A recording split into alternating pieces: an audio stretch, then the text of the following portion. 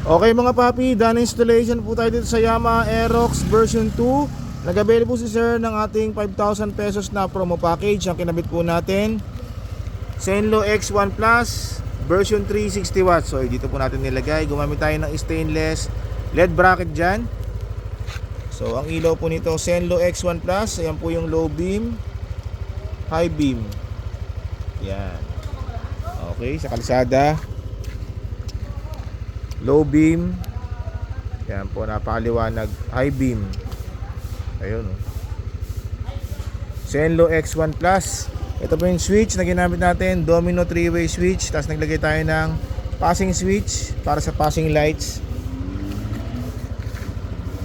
Passing pag naka-off, pag naka-low beam, nakapag-passing, high beam, nakapag-passing. Sa busina, kinabit natin kay sir is PIA horn, dual horn setup. So ito po yung ginamit natin na stock horn selector switch. Naglagay tayo ng halo switch dito. Bali pag nakapatay yan, stock horn, long press, magra-rapid.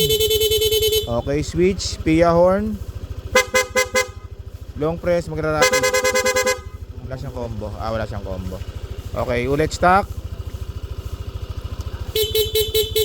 rapid. Okay, long press, rapid. Okay, so pinatanggal ni sir yung combo lights, no? Di natin sinama. Okay mga papi, so kung nagustuhan nyo po yung ganitong promo package natin, punta lang po sila dito sa Scooteristas online shop. Maraming salamat po.